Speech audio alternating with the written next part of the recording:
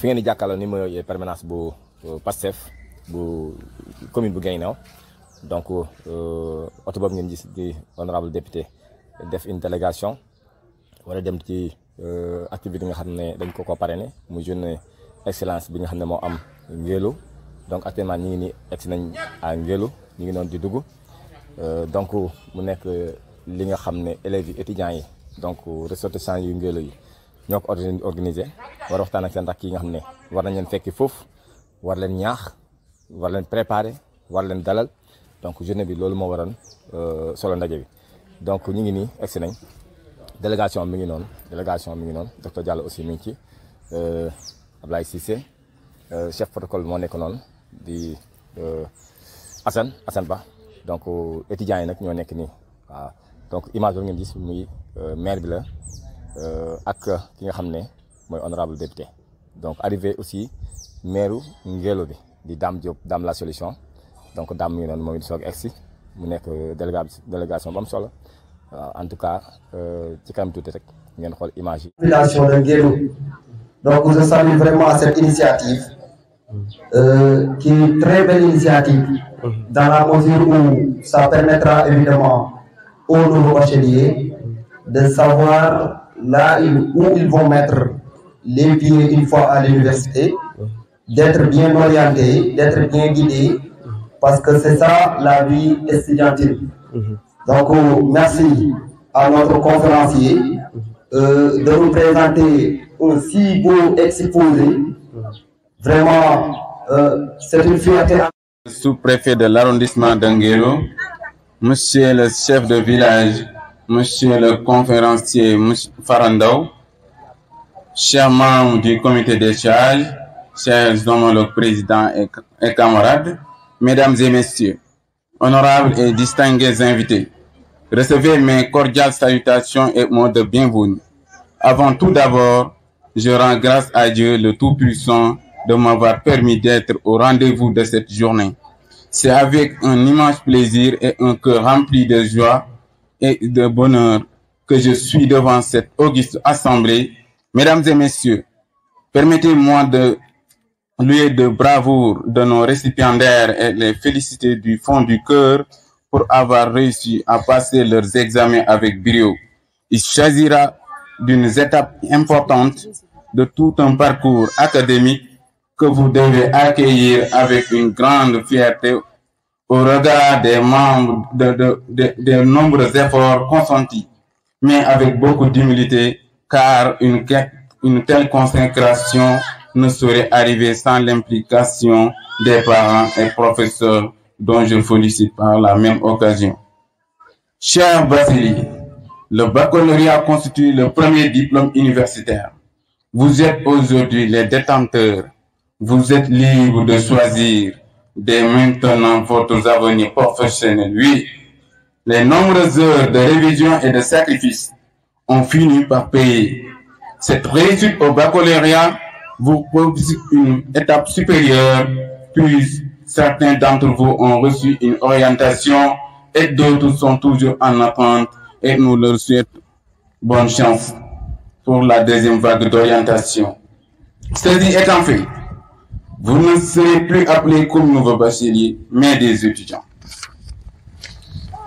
Être étudiant, c'est avoir une bonne race de vie, mais c'est aussi s'interroger sur son avenir et sur la finalité des études. Chers récipiendaires, en tant qu'un ancien, je vous préviens que la vie estudiantine, c'est pas quelque chose de très facile. Il existe beaucoup de contraintes vis-à-vis des études.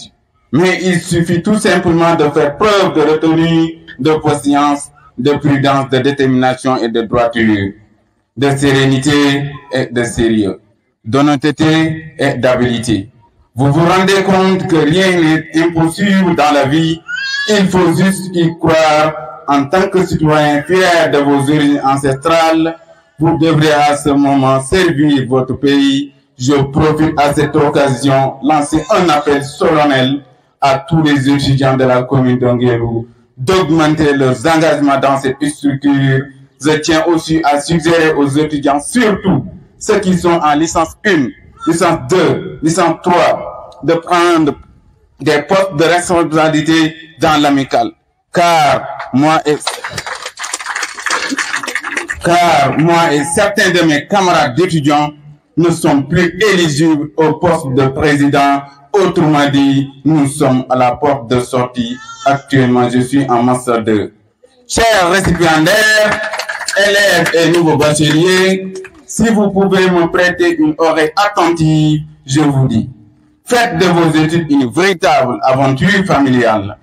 Vous procurez de motivation et de vos jeunes frères et sœurs.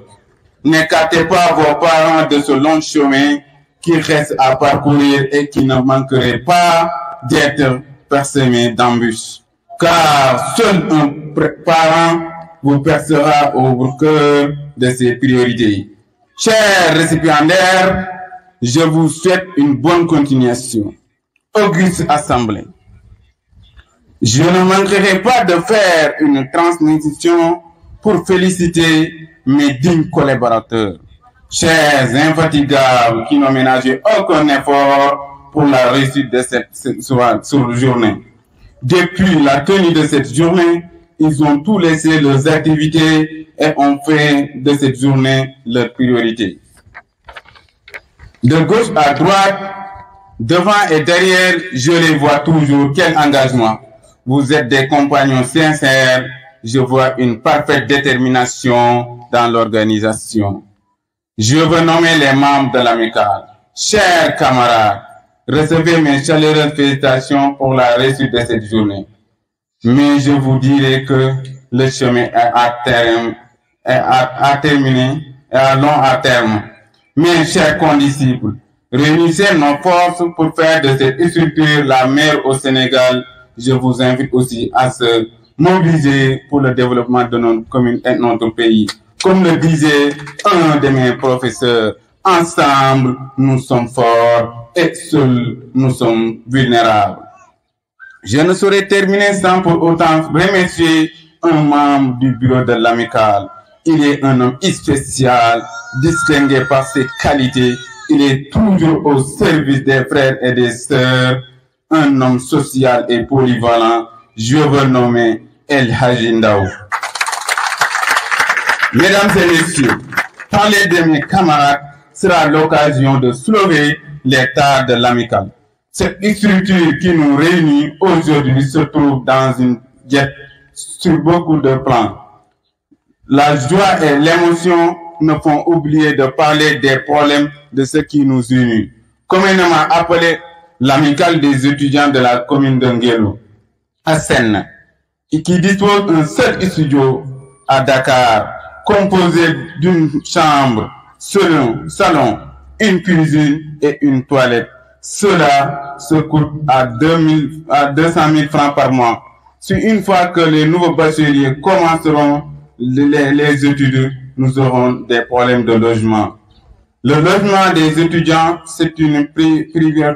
première nécessité. Peut-on parcourir des kilomètres pour venir faire cours en temps normal? Peut-on quitter l'université à 18h, arriver chez nous à 23h et apprendre correctement nos leçons? Je peux dire impossible. Chères autorités, chers parents, chères bonnes volontés, tout en reconnaissant les efforts consentis, nous vous lançons encore un appel solennel. Nous vivons des conditions difficiles dans les universités, alors nous méritons d'être dans des conditions stables pour faire partie de ceux qui contribueront demain à la stabilité de notre pays. Auguste Assemblée, je vais terminer mon discours par des remerciements les plus sincères. J'adresse mes remerciements à Monsieur le parrain, Dr Ismaïla Diallo, qui n'a ménagé aucun effort pour la réussite de cette journée. Au nom de tous les étudiants de l'ASN, j'exprime notre joie de vous voir aujourd'hui le parrain de la journée d'excellence et d'intégration des nouveaux bacheliers à Nguélo. Cette journée annuelle est cruciale pour l'ASN, donc merci. Mes remerciements aussi à l'égard de Monsieur le maire Dame Diop, qui répond toujours présent quand l'amicale a besoin de lui. J'exprime ma reconnaissance au nom de l'amicale pour son soutien inébranlable. Depuis qu'il est élu maire de la commune de Nguérou en 2022, il a grandement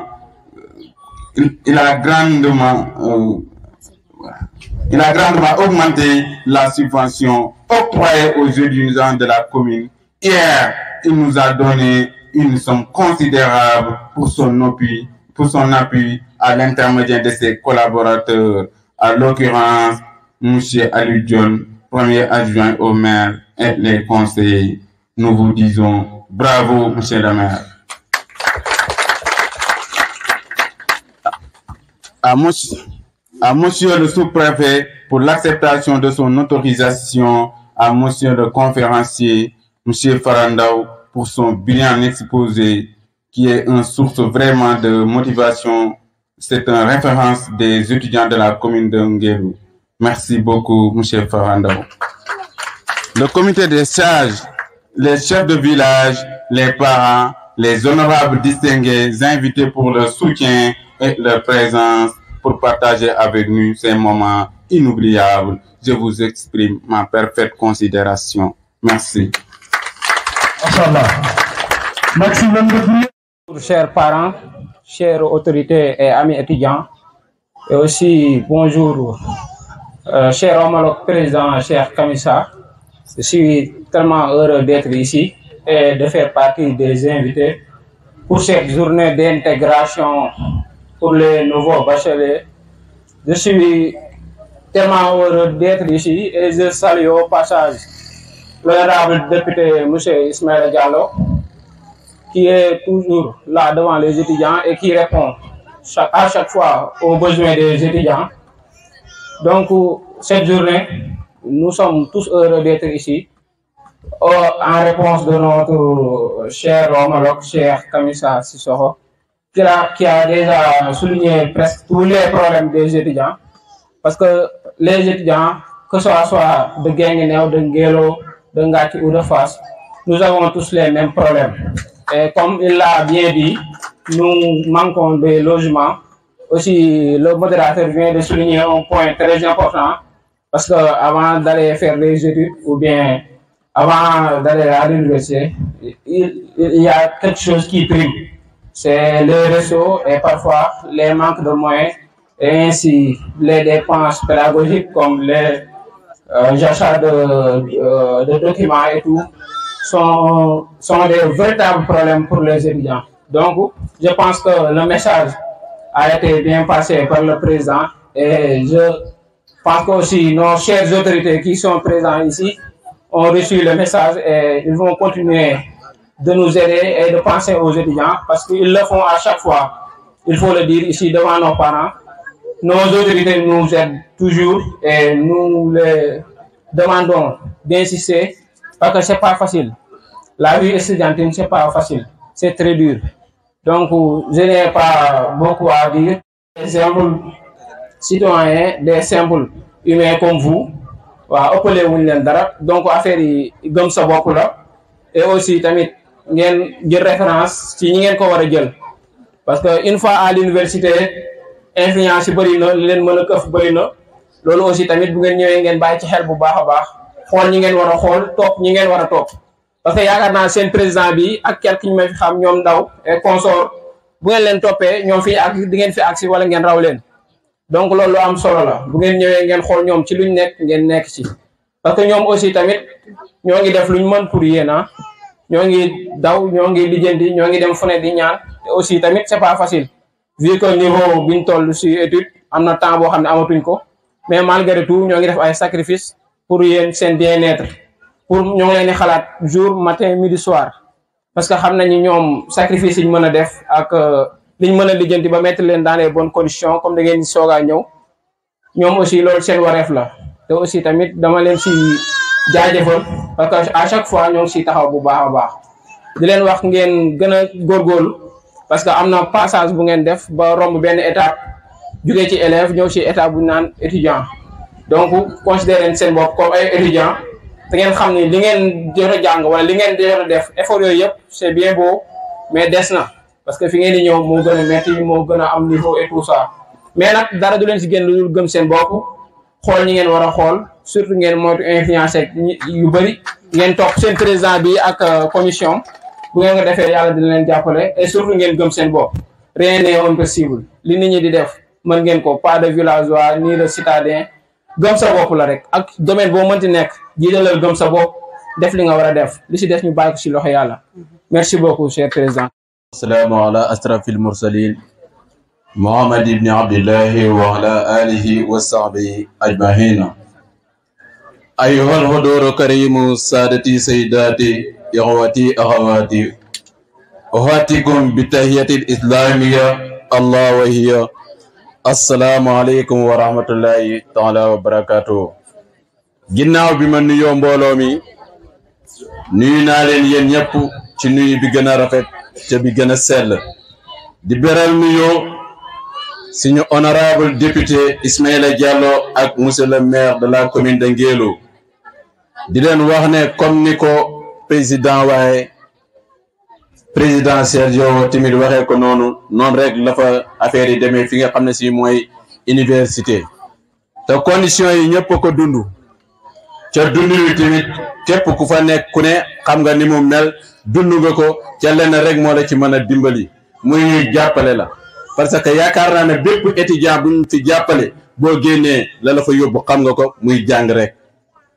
affaire bi moom amul benn secret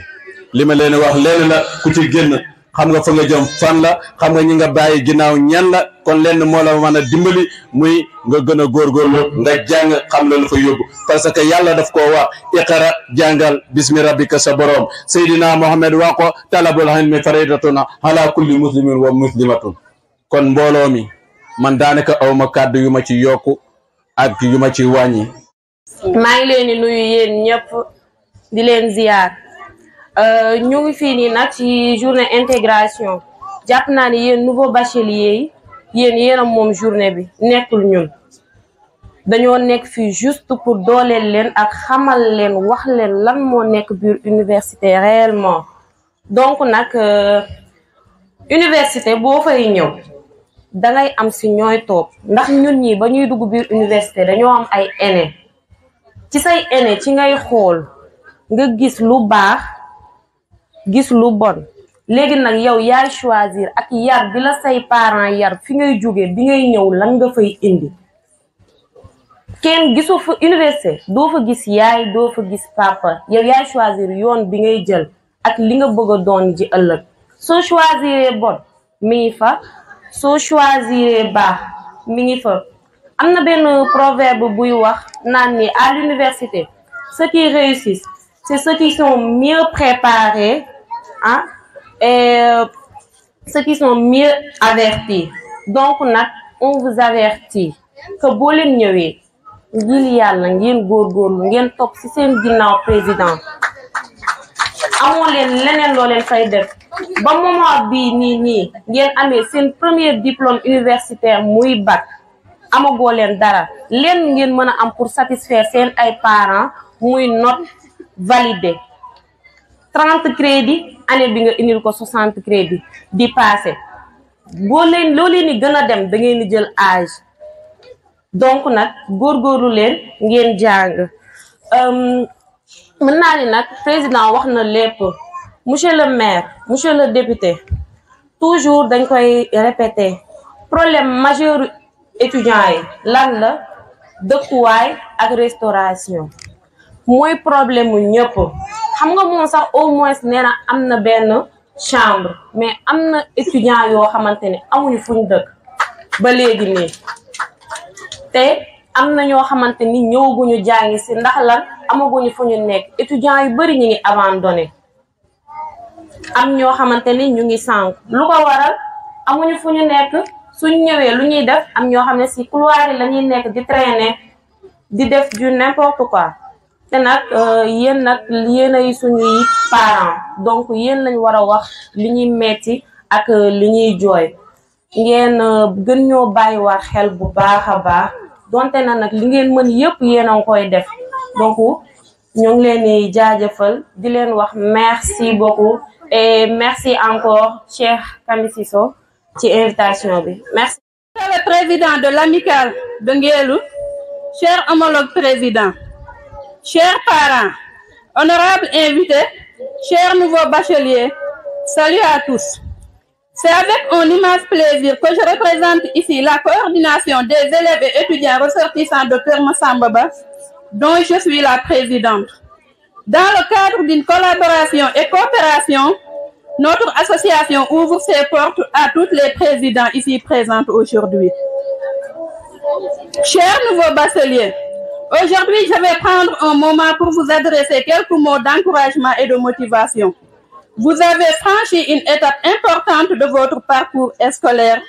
pour entamer une autre étape plus importante qu'est l'université. Je suis convaincue que vous avez tout ce qu'il faut pour réussir et rappelez-vous que chaque obstacle est une opportunité d'apprendre et de grandir. Ne laissez pas la peur de l'échec vous décourager, mais utilisez-la comme un moteur pour vous pousser à donner le meilleur de vous-même. Votre curiosité et votre soif de connaissance sont les atouts précieux qui vous aideront à réussir dans tout le domaine de votre vie. Vous avez déjà fait preuve de détermination et de résilience pour arriver là où vous êtes aujourd'hui, mais c'est ces mêmes qualités que vous porteront pour aller encore plus loin. Enfin, n'oubliez pas de prendre soin de vous-même, aussi bien sur le plan physique que mental. Prenez le temps de vous reposer, de vous détendre, de vous ressourcer quand cela est nécessaire. Je crois en vous, chers bacheliers. Je suis impatient de voir ce que vous accomplirez les années à venir. Et surtout, sachez que vous êtes l'avenir de la commune et que toute la commune compte sur vous. Bonne chance et surtout, ne cessez jamais de croire en vous-même. Merci. Kami soko commencé muy les conditions des étudiants à l'université. Monsieur le maire, yéen a ngi def nag xeebuñu de mais ñu ngi gën a ñaanaat di ñaan également le docteur Ismaïla Diallo mais du ma yemale ñaan bi ci ñoom ñaar parce que du ñoom ñaar maa ngi woo les 10 fils de ce terroir là de l'ensemble du département ñu ñëw soutenir ñu parce que dañu sonn. Nous sommes très fatigués à l'université. Surtout ces nouveaux bacheliers là. Vous avez eu de la chance d'avoir un président comme lui. Parce que am na ci ñoo xam ne tey peut-être yéen espérer ngeen am fu ñu leen dugal am na beaucoup de nouveaux bacheliers yoo xam ne yaakaaruñu ko ba fii may wax ak yéen ñu jot seen orientation. Gens qui disaient la bienvenue à Auguste Ensemble. Avant tout d'abord c'est Mamadou Dione, le président de l'amicale communale de Ourou, en même temps le président du collectif départemental de Guinguinéo récemment. Donc, pour ne pas aller plus loin, si vous me le permettez, je vais m'adresser à Wolof pour permettre à nos chers parents qui sont devant nous de puissent comprendre. Donc, assalamu alaikum wa rahmatullah. Ñu ngi nuyu ñëpp di jiital nuyoo bi monsieur le maire Dame Diop muy suñu grand muy suñu lépp di ci teg aussi honorable député Mandiaye Kébé l'autre honorable Ismaïla Diallo du moins donc Ismaïla Diallo di ci teg l'ensemble des présidents amicales communales yi fi nekk yëpp di nuyu aussi le chef de village di nuyu imam di nuyu étudiants yi nga xamante ne ñoo fi nekk yëpp comme ni ma ko waxee dañ fi waroon nekk depuis ce matin bokk ci ñi nga xamante ne dañuy accueil étudiants yi di accueil aussi monsieur le maire ndax aussi ngeelu suñu dëkk la donc di remercier bu baax Cheikh Kami Sokho ak le président sortant El Hadj Faye di remercier aussi Diak Ndiaye ak Cheikh Ndiaye ak l'ensemble des étudiants de Ngélo ngeen xam ne li mu ci bëgg a wax rek mooy am ngeen ay étudiants yu engagés yu déterminés yoo xamante ne fu ñu nekk rek ñu ngi waxee la cause noble de Ngélo mais la cause noble des étudiants en général du département de Guinguinéo muy ñu ma xam kon pour ne pas aller plus loin je pense que xaw ma na conférence bi ci lan la doon wax parce que je me suis arrivé en retard comme ñun ay ndaw la ñu yónni je viens juste de quitter Kaolack pour revenir ici. rajim auzubillahi mina seytaani rajim auzubillahi mina seytaani rajim asalaamaaleykum mbokk waa Ngélo asalaamaaleykum mbokk waa département bu Guinguinéo maa ngi yëkkati sama nuyoo di ko teg ci loxo honorable député mon jeune frère Ismaïla Diallo di ko wax ne soyez le bienvenu dans la commune de Nguelou ña ngi lay dalal jàmm. ñu ngi jël nuyoo bi ci ko teg ci loxo autorité locale bi fi ne autorité déconcentrée bi fi ne muy préfet sous-préfet chef de village bi ak notable yi ak conseillers yi ak jeunes étudiants yi fi nekk ñoom ñëpp ñu ngi nuyu bu baax a baax. di beral nuyoo le président de l'amicale, le jeune Cheikh Kami Sokho, un jeune discipliné, intelligent, correct, un exemple. Félicitations Cheikh. Gis nañ ci yow ne modèle nga boo xamante ni bépp étudiant wala futur étudiant war naa référé aussi yow pour xam ne yoon bi nga jaar ak comportement bi nga am noonu la nit di mel. Suñu collaboration yàggul mais remarqué nañ ci ne ku mën a ànd ak nit nga ba tax na comme que ñun suñu objectif en tant que autorité locale di maire bu commune bu Nguelou mooy soutenir jàppale képp koo xamante ni moo ne ci commune bi, particulièrement la jeunesse. Gis nañ ci yow cawartegul mën nañoo may ñu jàppale leen bu baax a baax. Loolu nag dafa bokkoon ci sama vision politique mooy ne il faut donner la priorité aux jeunes ci point yëpp: éducation, sport, culture ak ouverture. Pourquoi? Parce que la jeunesse c'est demain. Suba yéen la, ñun ñi fi taxaw bu subaa kenn ci yéen a fi taxaw te bu ñu amee responsabilité boobu xam ne loolu mooy li war a mën a nekk suba, ñun dañ leen a war a préparer jàppale leen ci suñu kéemtalaay kàttan ba bu subaa bu ngeen fi taxawee def lu raw lañ doon def. Am nañ ci nag yaakaar bu baax a baax parce que li ma gis woon na ma ne relève bi ma ngi préparé wu bu baax te bis bu ñoree dina am njëriñ te loolu rek mooy suñu réew. Nit koo xamante ni dafa am gis-gis bu sori,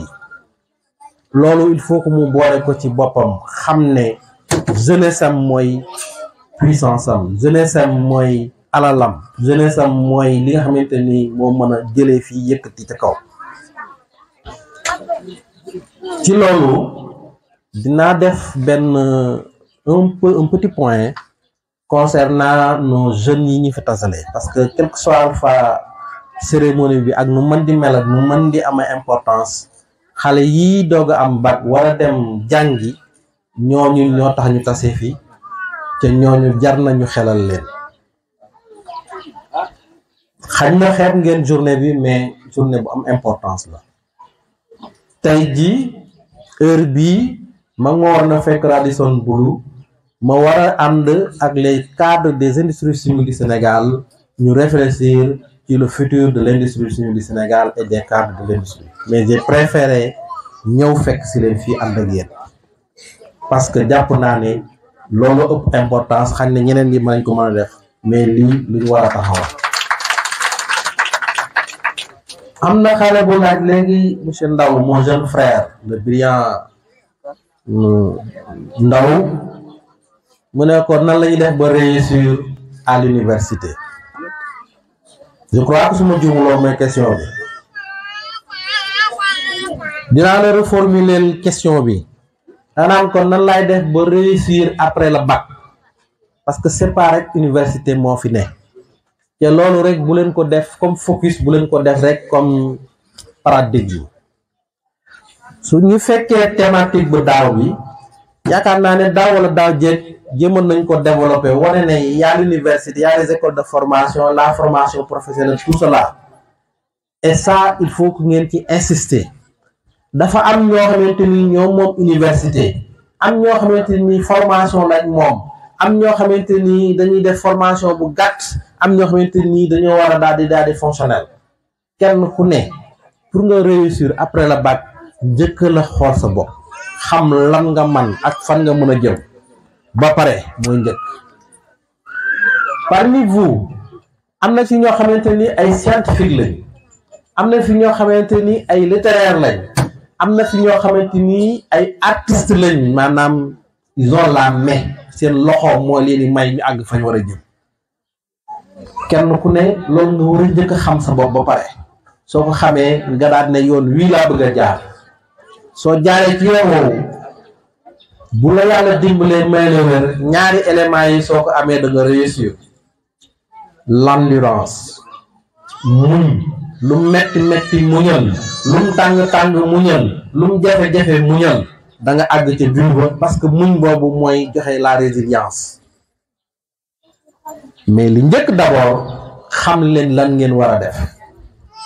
su ngeen ko xamee rek yoon wi day gaaw. da ngeen mën seen métier ku leen fu fekk du leen yàpp ci nit ki bu mënee li muy def kenn du ko ci yàpp.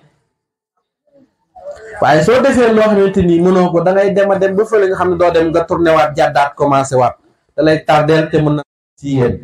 wala ngeen laaj ñi leen mag bu ñu toogee dinañ leen te ngaa jaar fii jaaral foofu bu ko xeeb. dama leen jox benn exemple ci man bi ma amee brevet muy BFM dama dem xool benn mag bu dëkk fii ci dëkk bi ci kii enseignant la yàlla na ko yàlla yërëm. mu ngi tuddoon Bàcc Diop dëkk Baria ma ne ko grand man de am naa BFM mais man dama xalaatoon na dem defi concours dem jàngale ji parce que ma jàppale parents yi tout cela. mu téye sama loxo ne ma rakk mu ne ñun xam na ne yow scientifique nga boo jàngee da nga dem sa papa ak sa yaay liñ doon dundee ba nga mën a am BFM nan la ciy dund ba nga àgg fu nga bëgg a jëm. demal nga continuer sa jàng parce que soo demee nga dem da ngay enseigner ji wala nangam lañ lay fay ci salaire parce que boobu fa la fay sa enseignant bariwul lañ lay fay ne salaire doo ci mën a faj sa soxla doo ci mën a faj seen soxla bu yàggee sax dootu leen mën a jox dara. loolu moom ma bëgg a woon tout simplement li ma leen fi bëgg a woon mooy ne nit ki day laaj day tax nga xam yoon wi gënt nga gaaw jaar ca waaye soo dul dem di gëstu ji di laaj fa nga war a jaar pour dem. très facilement réer de la yomb ca boo réeree sànku ca boo sànkoo boo amul sens pour nga rëm di kàdday jafe. donc moment bi ngeen toll c'est beaucoup poser des questions être beaucoup curieux bu dee yéen jigéen ñi être beaucoup curieuse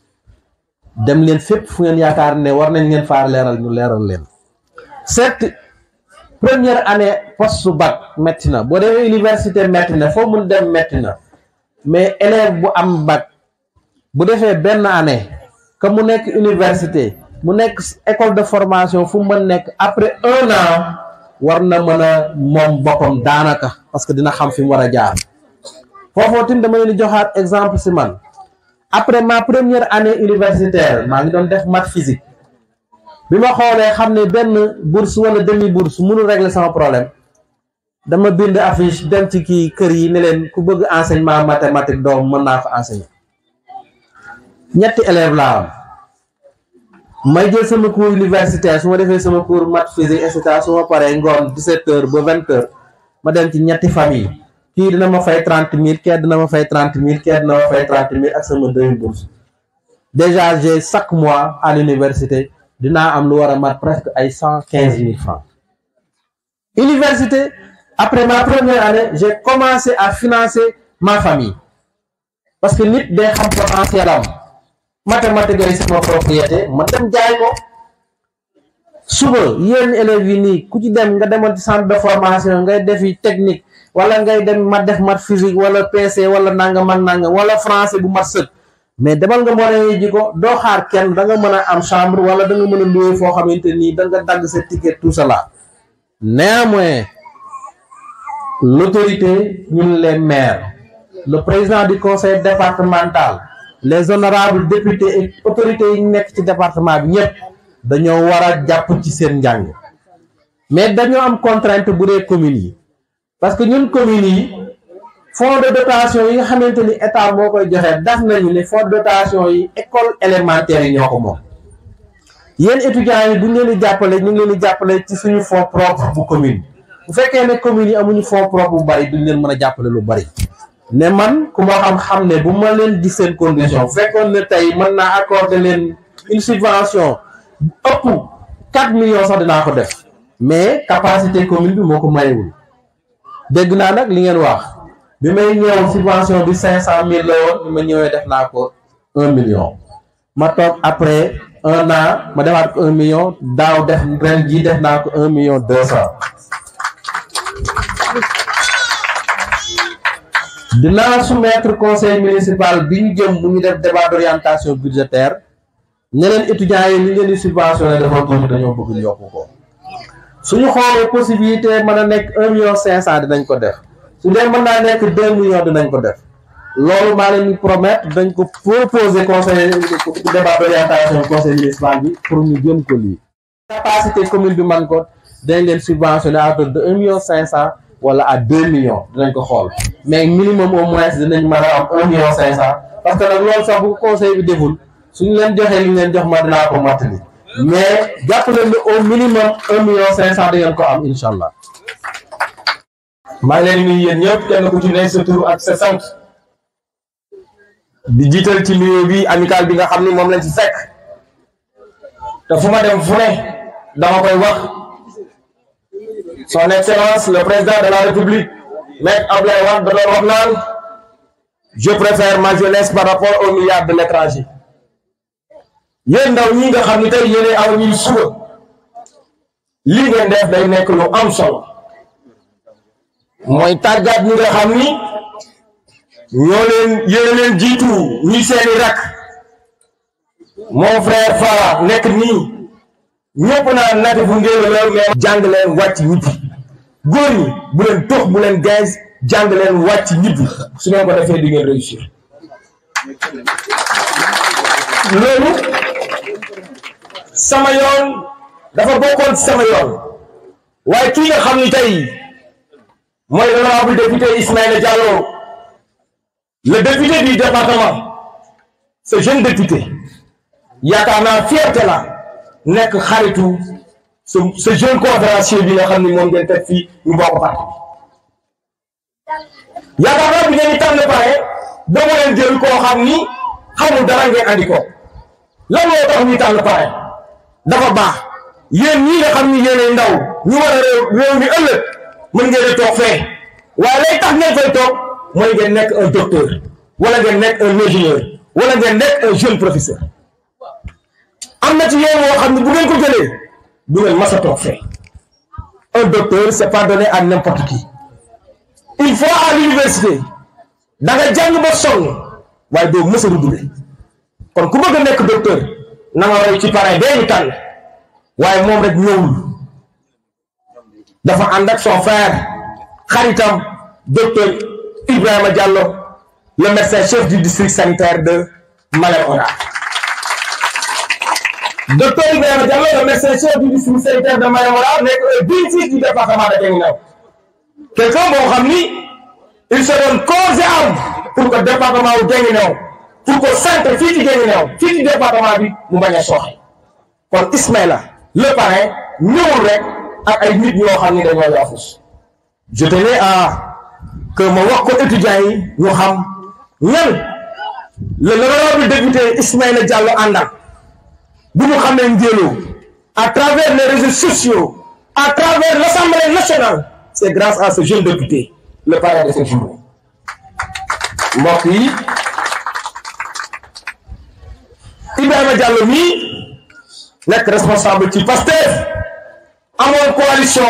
doon politique gis ni intérêt département bi mooy ma jël sama mouvement jox ko Ismaïla dissoudre ko biir Pastef ba ñu mën a relever Guinguinéo kon jërëjëf li nga def rafet na mu ànd ak aussi Abdoulaye Cissé ma nga nekk le secrétaire général départemental Abdoulaye Cissé di borom xam-xam di xale boo xam ni am na ay jamono Pastef kuy woote réunion da ngay tëju da ngay laqatu wala looy wax dañ koy xoolaat c'est un moment difficile voilà ce jeune kii moo taxaw tàggat xale yi ba ñu ñene l'honorable député Ismaïla bàyyiwu ko ginnaaw merci honorable ànd ak aussi monsieur Sidi Camara le département de Guinguinéo di ko wax Madji et je sais que fii ma toog tey am na fi ñoo xam ni bu ñu xamee tey bu ñu amee xam-xam ci mag Sidi Camara mais bokk na ci ñi nga xam ni yaakaar naa def na ko ci ñoom Sidi c'est comme ça l'éducation ñi ngay tàggat suba ñoo lay wuy si tey bokk nga si ñi nga xam ni xale yi toog tey di soog a am bac war a dem Dakar bokk nga si ñi nga xam ni da nga leen a tàggat. L'honorable député Ismaïla aussi ànd ak monsieur Baye Diarra Sarr l'incontournable de l'IEF de Guinguinéo Baye Diarra ma nga ne jàngalekat yi war nañ koo xam ci juboon ci dëggoon ci maanoom damay ànd ak moom mu ne sax boo xam ne ay millions ñoo ci ne ma ne ko bàyyi lii nan la mu ne ma xanaa ay xaalis yoo xam ne ay déplacement ay indemnité yoo xam daal jàngalekat yi ñoo ko moom te loolu ku jubul man góor kenn doo ma dégg xaalis ndax boo jox ma koy ne kon bàyyi yoon wi nga ne foofu la soo mel ne neneen Ismaïla du ànd ak yow merci beaucoup di nuyu aussi Bathie Diouf ñu ngi lay nuyu mon frère Bathie nekk un enseignant un modèle sa xarit mi ngi nii fii nga servir 3 ans def nga ko fii kon am na yoo xam ne soo ko defoon doo fi ñëwaat wala boo ñëwee buñ accès ba ca dëkk ba danga naan ne may leen maa ngi leen xaar si taatu garab mais bi ñuy ñëw yaa ngi wan yoon wi c'est parce que bi nga fi nekkee da ngaa jubal dëggal li ñu koy waxee rek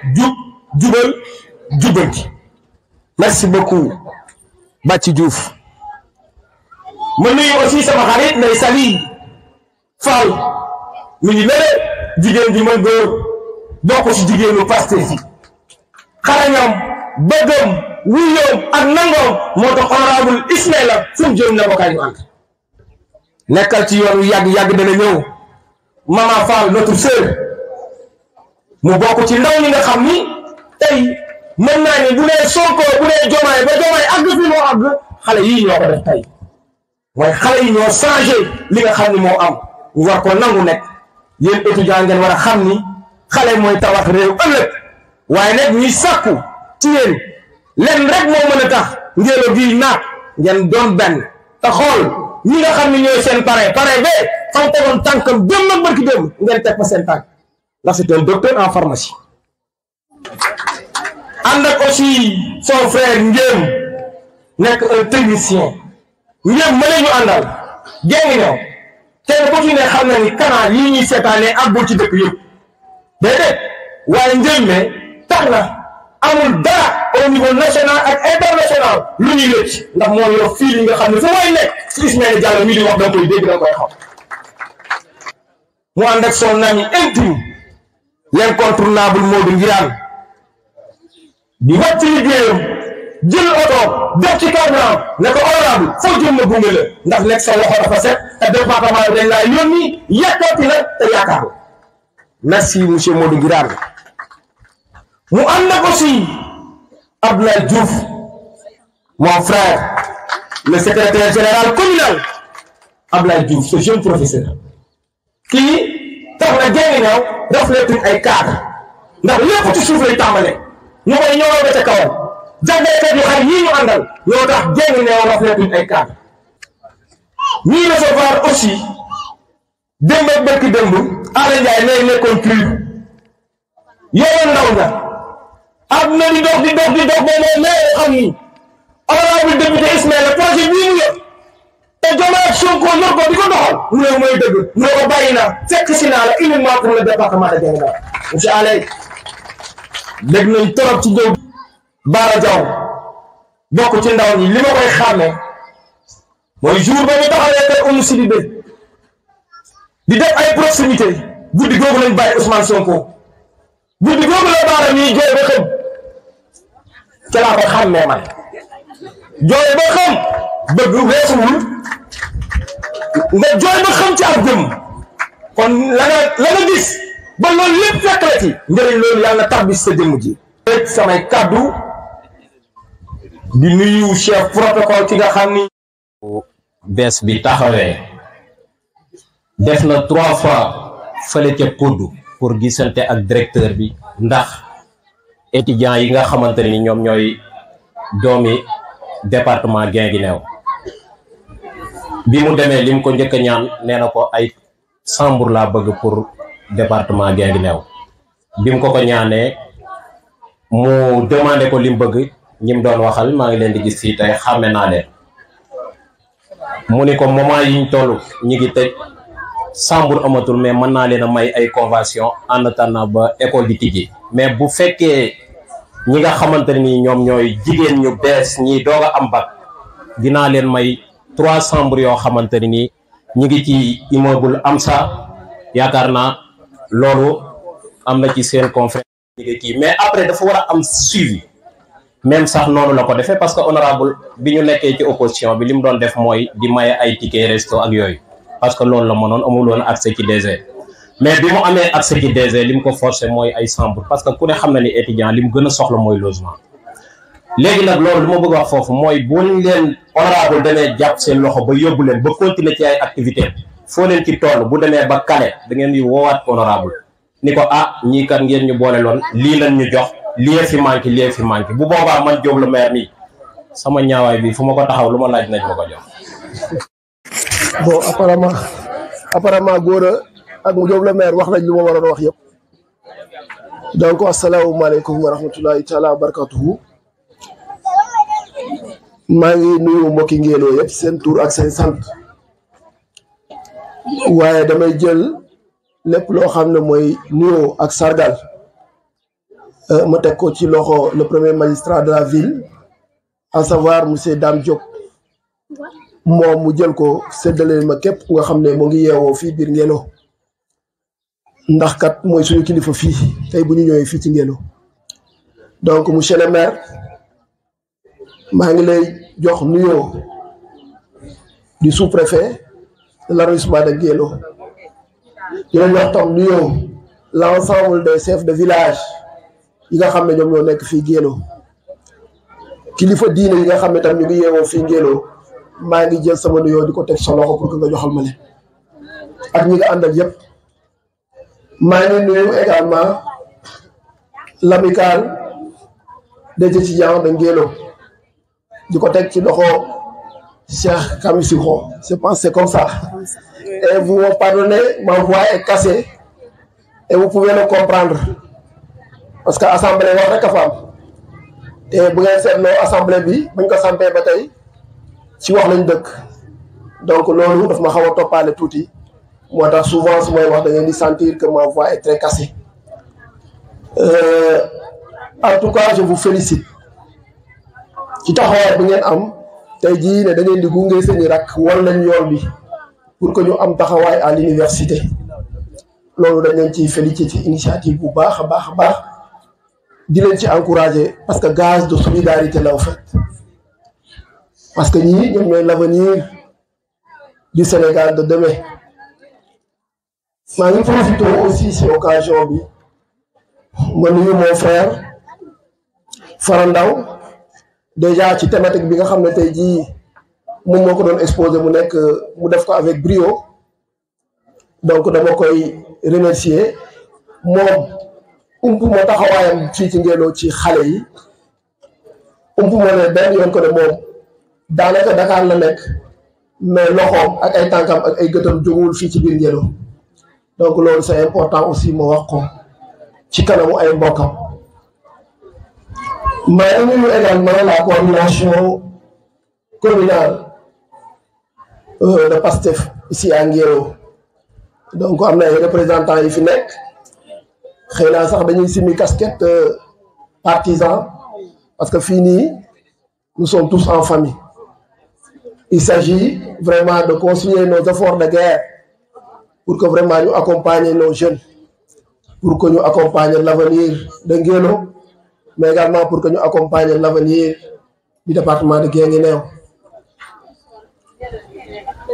Nous avons connu ces moments d'enthousiasme, ces moments de communion et ces moments vraiment de ferveur d'être un nouveau bachelier. C'est beau, il y a de la fierté dedans, mais également nous avons connu le doute qui s'installe une fois à l'université. université, moi je pense que c'est le chemin de la vie, un long chemin de la vie, de responsabilité. Il vous arrivera de douter, et de beaucoup douter d'ailleurs. Il vous arrivera de tomber, et de beaucoup tomber d'ailleurs. Mais vous pouvez vous relever. Même s'il vous arrive de tomber plus de 7 fois, il faut savoir se relever 8 fois pour montrer que nous pourrons faire face à la vie estudiantine. Parce que gaz boobu rek ngeen am monsieur le maire wax na nag yeneen bunt am na solo maa ngi ci ñëw mais option bi ngeen jëlagum mooy dem au niveau des universités du Sénégal pour am taxawaay bés boo demee ba am jaaxle danga naan fan laa jóge boo gëstoo xam fi nga jóge ba nga xam ne mënoo woon dara baay ak yaay di jàpp di teete ba nga mën a dox dugal na école di kër di jënd ay fourniture d'école xamoo fu ñu jëlee xaalis ba loolu rek boo ko defee sa xel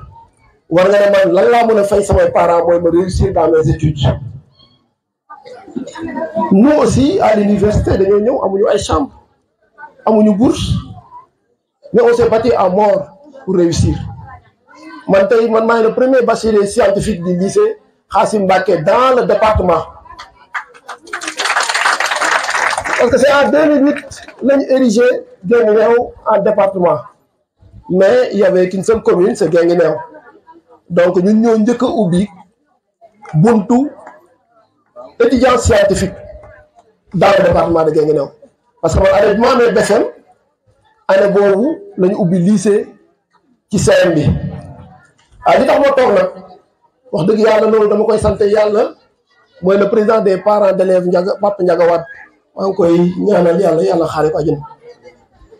moom moo ne yéen bu ngeen xamoon ay jamono seeni mag bu ñu demoon ba am BFM dem Gossas nu ñuy échoué bay ñibbisi yéen ñu kër ba indi leen lycée yéen ñëpp ngeen bëgg fi bàyyi lycée bi dem sa yoon. Oui évidemment ñun ñëpp dañoo bëggoon génn parce que y a cette envie de sortir un peu du contrée dem xam yeneen dëkk mais jour moom waxee loolu laa jël sama dossier bi ma yoroon pour transférer daal di koy tegaat ci suuf tey jii choix boobu maa ngi ciy sant yàlla parce que xam naa ne suufu Guinguinéo barkeel na ma ndax ba ma demee université yàlla dimbale na ma ñafe naa foofu ba nekk docteur en pharmacie et la même chose laa leen di ñaanal ne lâchez jamais prise et bu kenn dagg jàngam nag man damay gis dagg jàng moom mooy nga nekk ouvrier de quelqu'un da ngay jeexal sa dàng pour que nga mën a fekk chef dëgg la ça va presser derrière et c'est compliqué mais il faut toujours avoir de l'abnégation et de la détermination pour aller de l'avant bu leen bàyyi mukk bu mu métti ba ngeen ñànki ndax ñàkk foo tëdd ñàkk ticket ça ne date pas d'aujourd'hui à l'université te boobu effectif université melu nu mel nii mais ñun dañ doon ñàkk fu ñu tëdd dañ doon ñàkk tëdd fu ñu tëdd ndax man je peux le dire parce que j'étais le président de la commission sociale de la Sergio donc gis naa ñu doon korkono gis naa étudiants yi ñu doon sonné mais j'en appelle à plus de solidarité bu ngeen bëggee dimbale autorités yi nga xam ne ñoo nekk dans le département da ngeen di nekk benn say bu ngeen nekkee benn say comme le collectif bi nga xam ne mu ngi doog a juddu te joonu jiite ko il faut donc boobu ngeen gën ko dundal parce que suñu agiré dans un cadre d'ensemble dafay faciliter autorité bu nekk mu xam ne muy jàppe donc loolu ñu ngi leen ciy ñaax góorgóorlu trop bu baax parce que ba may octroyé ba may dem di gis DG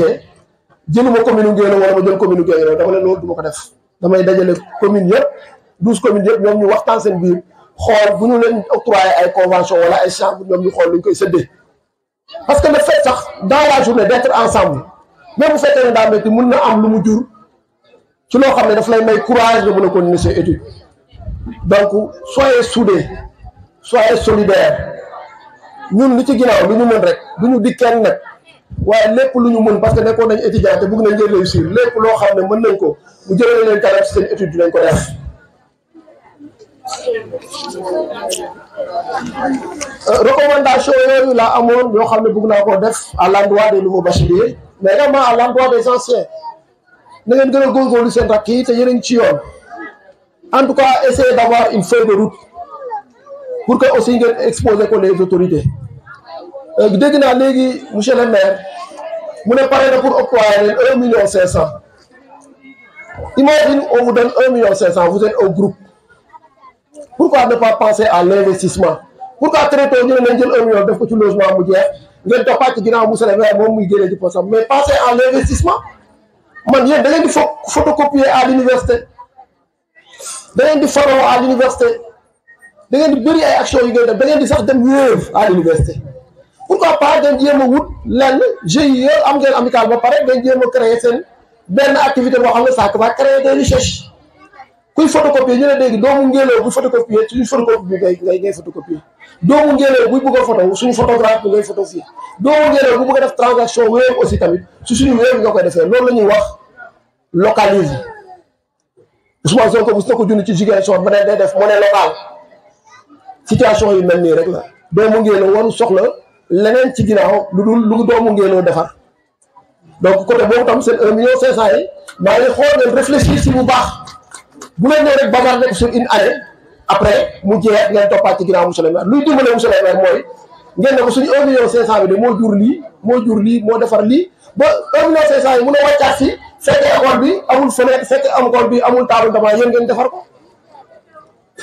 C'est là où la responsabilité commence.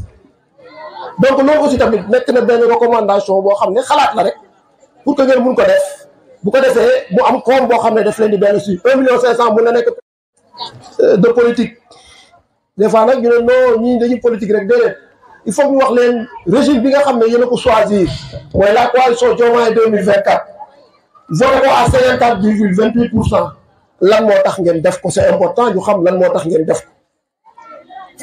su ngeen ko defee da ngeen ci am yaakaar kon baax na. ñoom lu ñu leen di proposer di wax leen ko sur le capital humain c'est important man ci capital humain rek lay yem le capital humain c'est la ressource humaine mais la ressource humaine de qualité koo xam ne day nekk ci dëkk amal njëriñ dëkk bi la ressource humaine d'accord lan war a def pour que capital humain boobu mun a performant il faudra que nga former ko il faudra que nga xam ne mu ngi jàng mu ko ne jàng mais foofu laay rejoindre monsieur le maire il faudra que nga former ko moo tax. S'il vous arrive de penser à s'insérer dans la formation professionnelle, faites-le dugg leen foofu ci gaaw ngeen am seen benn master ngeen génn ngeen commencer liggéeyal seen bopp. Parce que formation professionnelle moom da ngay am qualification da ngay am compétence boo xam ne mun nga wàcc ci terrain bi nga liggéey. Donc moo tax ñun ci axe prioritaire yi dañoo viser sur le capital humain. Doomu réew mooy tabax réew doomu gox mooy tabax gox. doomu gox boobu nag dafa war a am droit de propriété su jógee di wuti liggéey war na ko am ak qualification mais également bu buggee faju dafa war a faju parce que bu ànd ak wër dina mën a jóg jàpp ci li nga xam ne mooy communauté donc loolu aussi bokk na ci ngeen xam ne capital humain bi ñun moom lañ bëgg a soxal ba am économie endogène parce que dernièrement vous entendez le premier ministre parler que ne ñun suñu soyoon du ñu lekk. Parce que xam ngeen ne yéen yore ngeen 900 000 yow mi toog yore ngeen 900 000 état bi non pas état bi sax mais FMI nga ko amel monsieur le maire yore na ko 900 000 peut-être moom am na possibilité fay ko mais est-ce que man am naa possibilité fay 900 000 est-ce que Serif am na possibilité fay 900 000 kon dañ leen di wane li ñuy lekk si seen ndodd yi lañ koy lewee moo tax tey jii ñun fi ñu teg suñu tànk mooy ngalla la population de Nguédou. Donc je salue vraiment cette initiative.